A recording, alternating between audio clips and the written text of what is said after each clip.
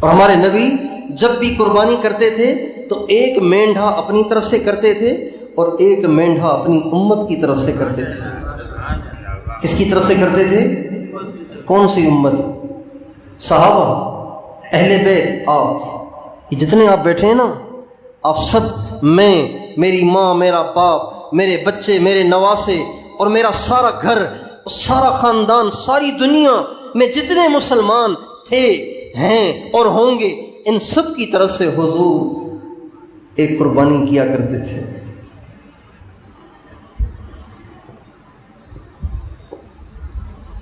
اس لیے جب قربانی کے ایام آئیں تو ہمیں اپنی طرف سے تو قربانی کرنی ہی چاہیے۔ جن پر واجب ہے ان پر تو واجب ہے، جن پر واجب نہیں بھی ہے نا، ان کو بھی قربانی کرنی چاہیے۔ اظہار محبت کا موقع ہے، آپ صرف گوشت کھانے والوں میں شامل ہوں تو اچھا نہیں ہے نا۔ اس شوق میں اپنا نام لکھوانے کی ہمیں بھی کوشش کرنی چاہیے۔ اس شوق میں اپنا نام لکھوانے کی ہر غریب سے غریب کو کوشش کرنی چاہیے۔ پیسے نہیں ہیں، قرضہ لے کر بھی قربانی کریں، واجب نہیں ہے، یہ واجب نہیں ہے، ایک ترغیب ہے۔ قرضے لے کر بھی قربانی کریں، قرضہ لے کر بھی قربانی کریں، اور عشاق کی لسٹ میں اپنا نام میں شامل کروائیں۔ اے اللہ، ہر جگہ تیرے عشاق آج اپنے پیارے بکروں پر اور گایوں پر اور بکریوں کی گردنوں پہ چھریاں پھیریں گے۔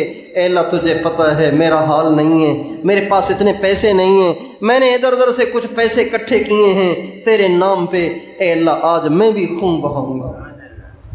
اللہ کو کتنا پیار آئے گا؟ اللہ کو پیار آئے گا کہ نہیں آئے گا؟ تو کیا خیال ہے، کون کون قربانی کرے گا؟ جو غریب ہیں وہ بھی کریں گے انشاءاللہ؟ اور صرف اپنی طرف سے کریں گے یا حضور کی طرف سے بھی کریں گے؟ اپنے نبی کی طرف سے کون کون قربانی کرے گا؟ ہاتھ کھڑا کر کے بتائیں، ہاتھ اونچا رکھیں تاکہ پتہ چلے۔ ماشاءاللہ، اگر اتنی قربانیاں حضور کی طرف سے ہو جائیں تو کیا ہی بات ہے۔ مستقل جانور ذبح کرنے کی ہمت نہیں ہے، کوئی حصہ ہی ڈال دو بھئی، ایک حصہ حضور کا۔ کوشش کریں حضور کے نام پر کریں۔ اپنی ماں دنیا سے چلی گئی ہے، اپنا باپ دنیا سے چلا گیا ہے، تو ان کی طرف سے بھی کر لیں، اہل بیت کی طرف سے کر لیں، امام حسین کی طرف سے کر لیں، اماں عائشہ، اماں فاطمہ کی طرف سے کر لیں، اماں خدیجہ کی طرف سے کر لیں، حضرت ابوبکر، حضرت عمر، حضرت عثمان، حضرت علی کی طرف سے کر لیں، صحابہ کی طرف سے کر لیں، اپنے بزرگوں کی طرف سے کر لیں، اپنے پیر و مرشد کی طرف سے کر لیں۔ حضرت مولانا زکریا صاحب رحمۃ اللہ علیہ نے ایک دفعہ قربانی کی عید سے پہلے کسی ساتھی کو پیسے دیے اور فرمایا ایک جانور حضور کے نام کا لے آؤ، ایک جانور میرے شیخ حضرت گنگوہی کے نام کا لے آؤ۔ چونکہ خود غریب تھے، خود پہ قربانی واجب نہیں تھی، خود غریب تھے، قربانی واجب نہیں تھی۔ ہمیشہ حضرت شیخ الحدیث قطب الاقطاب مولانا زکریا صاحب رحمۃ اللہ علیہ ہمیشہ مقروض رہے، غربت کی زندگی گزاری، حالانکہ لاکھوں انسان ان سے عقیدت رکھتے تھے، لیکن غربت کی زندگی گزاری۔ چنانچہ خادم کو 2 جانور خریدنے کے لیے بھیجا اور فرمایا ایک جانور میرے نبی کے نام پہ لے آؤ، ایک جانور میرے شیخ امام ربانی مولانا رشید احمد گنگوہی کے نام پہ لے آؤ۔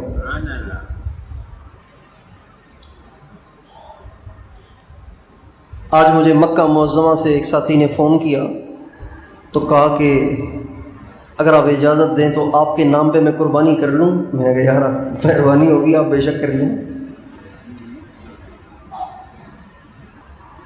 تو جتنی زیادہ کوشش ہو سکے اتنی کوشش کریں۔ یہ موقع سارا سال نہیں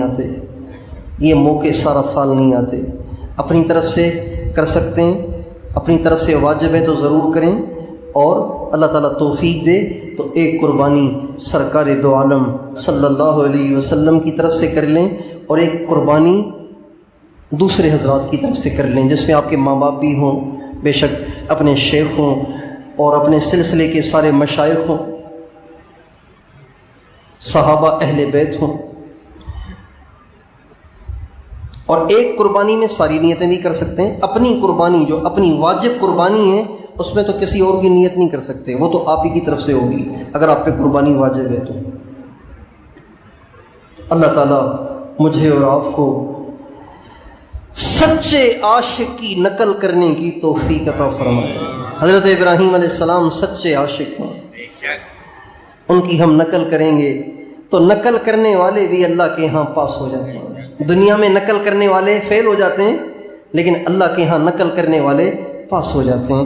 جو نبیوں کی نقل کرتے ہیں، اہل بیت کی نقل کرتے ہیں، صحابہ کی نقل کرتے ہیں، اللہ پاک قیامت کے دن ان کو بھی انبیاء، اہل بیت اور صحابہ کے ساتھ اٹھائے گا. ہمارے نبی کا ارشاد ہے من تشبہ بقوم فہو منہم، جو جن جیسا بننے کی کوشش کرے گا وہ قیامت کے دن ان کے ساتھ اٹھایا جائے گا. تو کیا خیال ہے، کوشش کریں گے انشاءاللہ. اور یہ جو ذی الحجہ کے 10 ایام ہیں، یہ جو ذی الحجہ کا پہلا عشرہ ہے، 10واں دن تو قربانی کا ہے، 10واں دن تو قربانی کا ہے. اس سے پہلے جو 9 دن اور 10 راتیں ہیں، 9 دن اور 10 راتیں، ہمارے نبی کا ارشاد ہے، ہمارے نبی کا ارشاد ہے کسی پورا سال کبھی بھی اللہ کسی نیکی سے اتنے خوش نہیں ہوتے جتنا اللہ اس نیکی سے خوش ہوتے ہیں جو ان ایام میں کی جاتی ہے. سارا سال اللہ ذکر کرنے سے خوش ہوتے ہیں، سارا سال درود پڑھنے سے خوش ہوتے ہیں، سارا سال تلاوت سے خوش ہوتے ہیں، سارا سال صدقے خیرات سے خوش ہوتے ہیں، سارا سال نفلوں سے، اشراق، چاشت، تہجد سے خوش ہوتے ہیں، اوابین سے خوش ہوتے ہیں. لیکن سب سے زیادہ اللہ تعالیٰ جو خوش ہوتے ہیں نا وہ ان نیکیوں سے اس وقت ہوتے ہیں جب یہ نیکیاں ان ایام میں کی جائیں. اس لیے کوشش کرنی چاہیے کہ ذی الحجہ کا یہ پہلا عشرہ ہماری کوئی نماز اس میں کوتاہی نہ ہو، تکبیر اولیٰ کے ساتھ 5 نمازیں ہوں، تہجد بھی ہو، اشراق بھی ہو، چاشت بھی ہو، اوابین بھی ہو، صدقہ خیرات بھی ہو. اور اس میں کوشش کرنی چاہیے یہ 9 کے 9 دن روزہ بھی رکھنا چاہیے. یکم ذی الحجہ سے لے کے 9 ذی الحجہ تک کوشش کرنی چاہیے کہ ہمیں 8 ذی الحجہ تک 9 ذی الحجہ تک کوشش کرنی چاہیے ہمیں روزہ رکھنا چاہیے.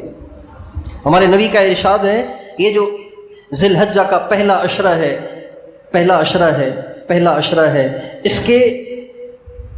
اس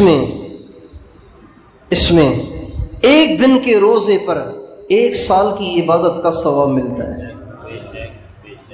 ایک دن کے روزے پہ کتنا ثواب ملتا ہے؟ 1 سال کی عبادت کا ثواب ملتا ہے. اور اس کی ہر رات میں عبادت پر شب قدر کی عبادت کا ثواب ملتا ہے. رمضان میں آتی ہے ایک شب قدر، اور یہاں ذی الحجہ کی 10 راتیں ایسی ہیں کہ ہر رات میں عبادت کرنا شب قدر کے عبادت جتنا اجر رکھتی ہے. اب عبادت سے مراد یہ نہیں کہ آپ ساری رات سوئیں ہی نہیں. بھئی آپ 8 رکعتیں تہجد کی پڑھ لیں، 4 رکعتیں تہجد کی پڑھ لیں، تب بھی آپ کو شب قدر کی عبادت کا ثواب مل جائے گا. لیکن اس کی کوشش ہو کہ ان راتوں میں ہماری تہجد چھوٹنی نہیں چاہیے. تو کیا خیال ہے ان 10 دنوں میں، ان 9 دنوں میں اور 10 راتوں میں بھرپور عبادت کریں گے انشاءاللہ، صدقہ خیرات کریں گے انشاءاللہ.